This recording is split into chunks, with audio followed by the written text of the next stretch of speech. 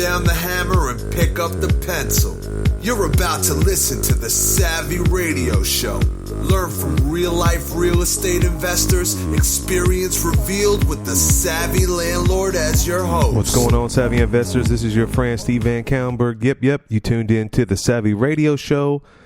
I have been traveling, so this is all done on location, not this actual episode subject, but I'm recording it outside of the studio, so you might hear some sounds, you might hear my children, but we're on vacation, but we never stop working because we're about empowering other people, and that's what this episode is today, about empowering other investors, your friends. Life should be grand with more friends. Anyway, so the title of this one is Deals Can Be Tough When You're Alone, So Reach Out. Well, anyway, this is a good friend of mine that got into real estate maybe 3 to 5 years ago, worked a corporate job. It was not an oil field job, it was a corporate oil job. This guy went around the country building businesses for one of the largest oil companies in Oklahoma City. A wonderful guy. I met him at volunteering because he's definitely a white collar guy. He's really not white collar, but he had a white collar job in my world. He had to dress up every day. And I met him volunteering, and I gave him Rich Dad, Poor Dad, and it changed his life. And this guy actually did it. I gave him the book, changed his life, started going into real estate, realizing life is short. Then he quit that big white collar oil job, and then took a construction job, managing a bunch of construction guys around the state in Oklahoma, so he could stay. His other job was that he had to go around like South Dakota, all over the world about natural gas, and he was gone a lot. Quit his job, got a bunch of rental properties, and has just been killing it ever since. And then one day he bought an apartment building. Now I haven't been keeping up in touch with him, but I heard in passing, he told me once that he bought a apartment building. I was like, good job. It's a 16-unit apartment building. It's on the south side of Oklahoma City, which is not necessarily right or wrong or bad. The area at one time, all the houses around the apartment building were money. It looked great quality, 3-bedroom, 2 baths, brick, solid. The gang is kind of an up-and-coming area, or it kind of waffles up and down. It's not the best area. It's not the great area. It's not gung banging. Now, at one time, this was a dilapidated roughneck bulldog apartment unit, 16 units. And the real estate investor before him, who I know, who's a super stud real estate investor, he bought it and tried to transform this property from a F or D or C property. A DF property. And I think he brought it up to a C and sold out. I don't know why. I don't know the terms. I don't know the price. I know it's 16 units. That's all I know. So months go by and everything is hunky-dory that I know of. And so, I have this thing that I try to keep in touch with friends. As especially anyone that's like-minded or anyone that's in real estate at all. I believe it's like the Holy Spirit comes over me. Hey, call this guy. So I called this guy and I was like, hey man, how you doing? What's going on? Just, a couple of reasons. My motives are pure, kind of just to see what the market looks like. I know that he buys in different areas and just to be genuine friends. And that's the episode here, is that you need to reach out. There's someone out there that is struggling. And you never know. People are hurting all over. You could be on vacation, and I'm on vacation, and I ran into some people that I don't even know, and I can tell that they're hurting. We're all hurting. We're just trying to cover it up.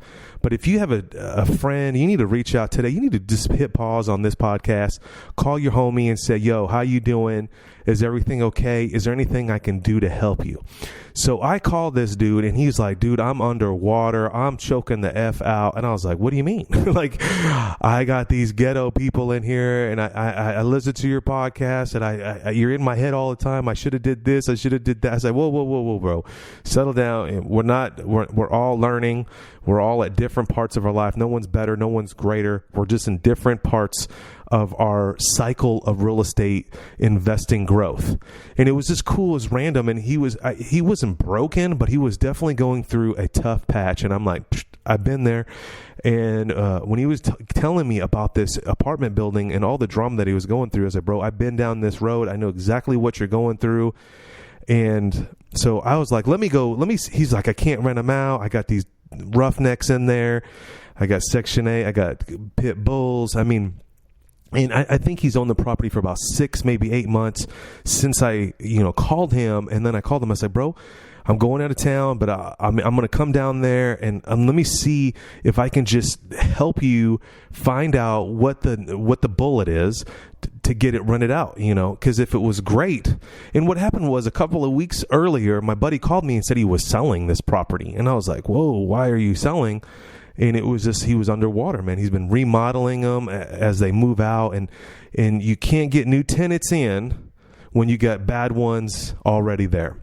And so that's the kind of the gist of this whole thing too, as well as like, man, when you're buying a structure or a property, a rental property, and you may need to clean house, and you've got to factor that in your finances, that you're going to lose money on the front end to gain big on the back end.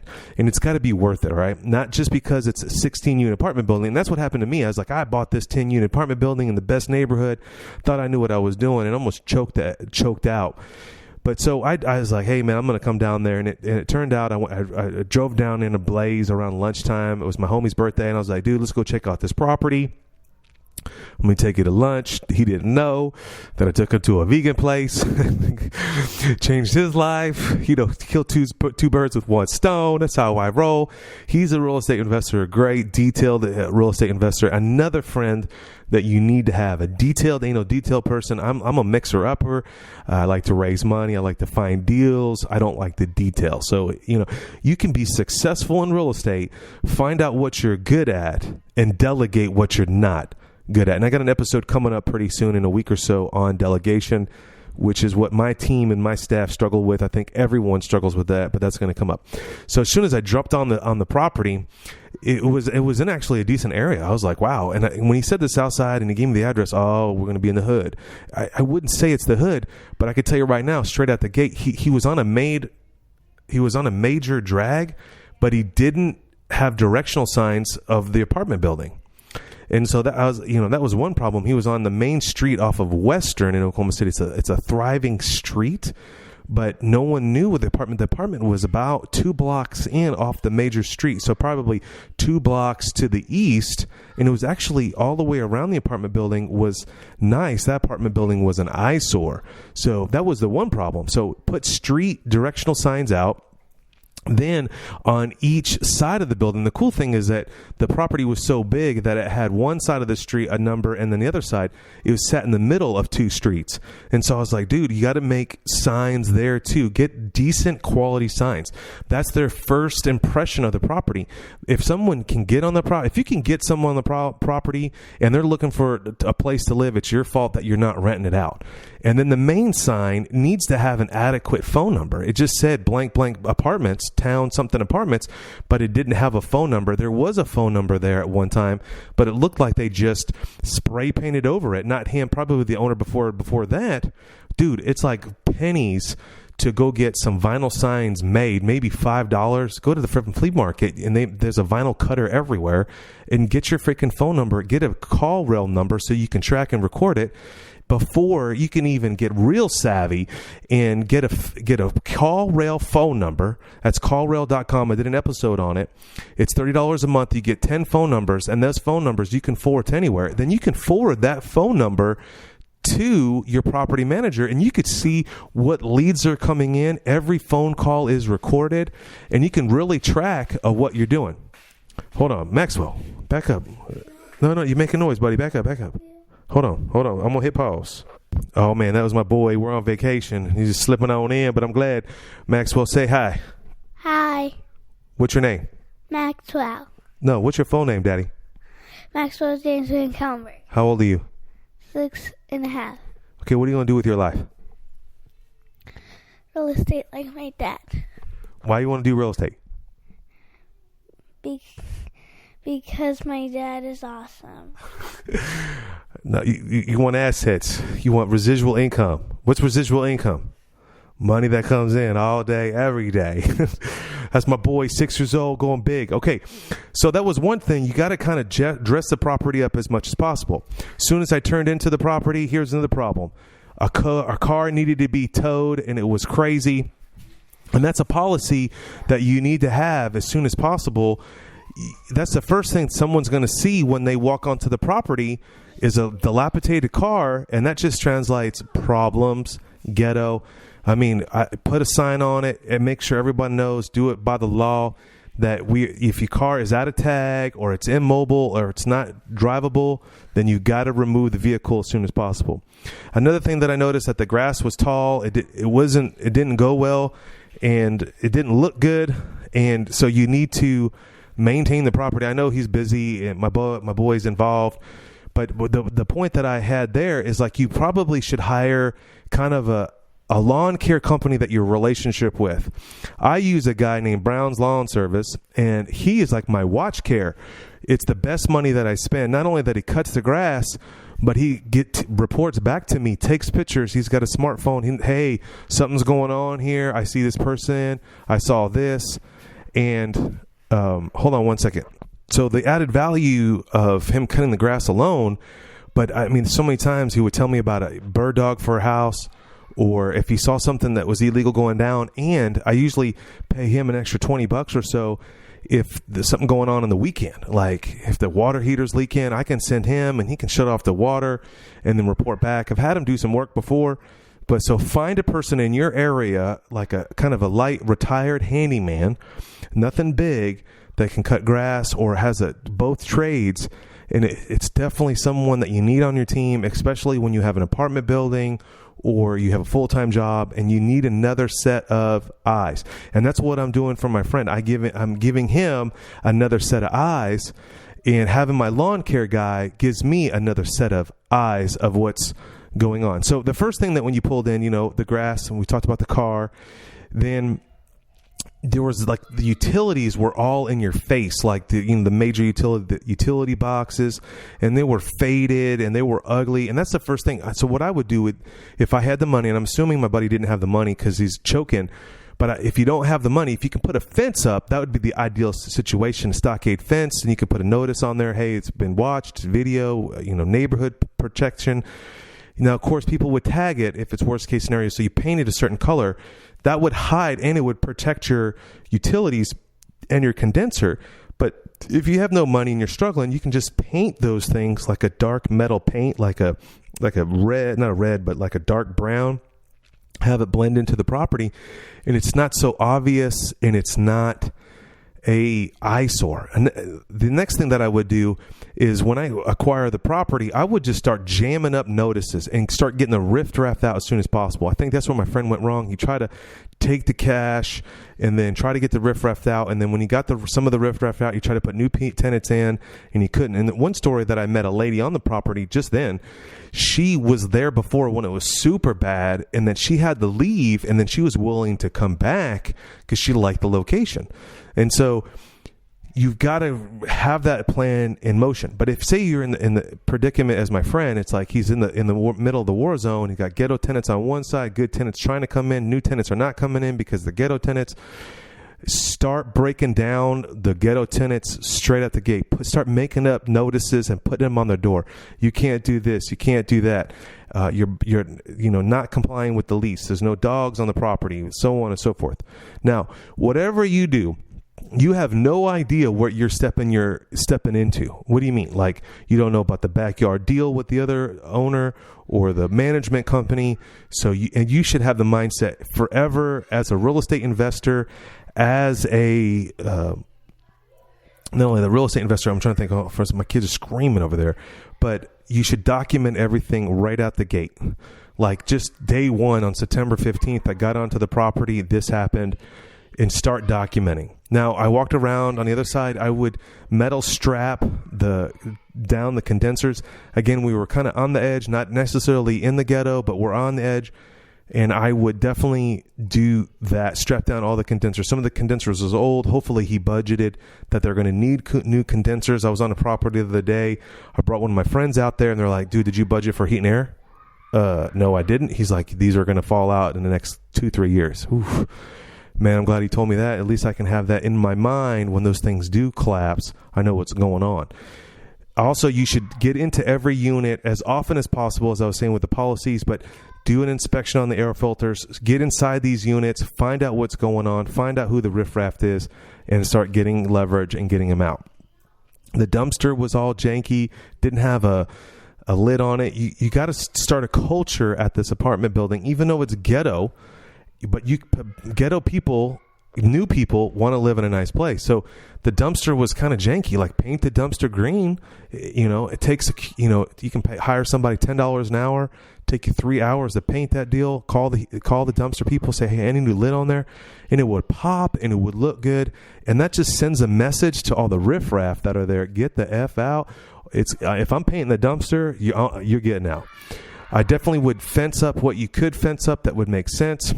Another idea that I gave my homie was like, look, you might want to have meet the neighbor party. I did this years ago on my very first apartment building from 11 to 1 p.m., kind of call it a block party. Meet the neighbor party is what I call it. On a Saturday, free hot dogs. I'm telling you, you can feed 30, 40 people for $50, $75. I mean, it's just amazing what you can do with buns and hot dog and soda and some chips.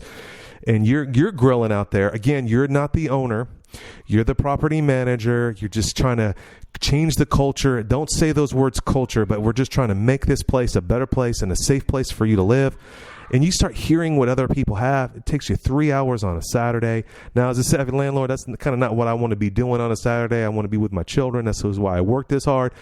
But you may, if this is a very big problem or a big project or a property that you really are just need to turn around, that might be something that you can outsource, or for sure you need to be there. Also, since you're going through this, getting the riffraff out and the new people in, offer $100 cash bonus for referring new tenants. I do that now. That's just a policy that we have. If someone refers someone to us that's a new tenant and they sign a 12-month lease, bang, bang, we give you $100 in cash. Bang, right to you. And that's a tax, it's a line item, it's a marketing fee. We send it to them, we're all good. I also would definitely institute a no dog policy. This poor investor this guy has a pit bull and he was hustling. It was a Section 8 deal in the policy, in the Section 8 policy, in the lease. Well, I don't know if that's Section 8 policy, but in his policy of the lease that Section 8 signed that said no dogs. Well, this guy was like, this is my mom's dog. This is a therapeutic dog. What a hustle. This dude would randomly take the dog out of the house and put it in the car. And I was like, bro, you call the animal control as soon as possible. First of all, he's hurting the dog by leaving it in the car a certain length of time. And he takes him in and out of the house when people are around. I noticed when I got on the property, there was a dog barking viciously in this property, in the unit. And then when I turned around and looped around and then parked the vehicle, I came out and the dog was in the car. Fascinating. And so those are the things that I learned. Here's a couple of things. Number one, the tenant already had this tenant. I actually got into one of the units. I actually got into a couple of the units, but I got into one disgruntled tenant. And he was threatening and saying he was going to sue and all this stuff. This happens everywhere. If you're a little nervous when someone says I'm going to sue, it's just life happens. This is what people do. They like to just threaten people. Well, how do you protect yourself? That's the number one thing you need to do. You constantly need to protect yourself as a real estate investor. Number one, you should have GL, which is general liability insurance. That's just the basic. If you don't have it on your policy right now, you need to find out if you do or you don't. Stop being a punk. Call your insurance agent. Do I have general liability on my asset, on my rental property? And if I do, great. Send me the certificate. I want to see the policy.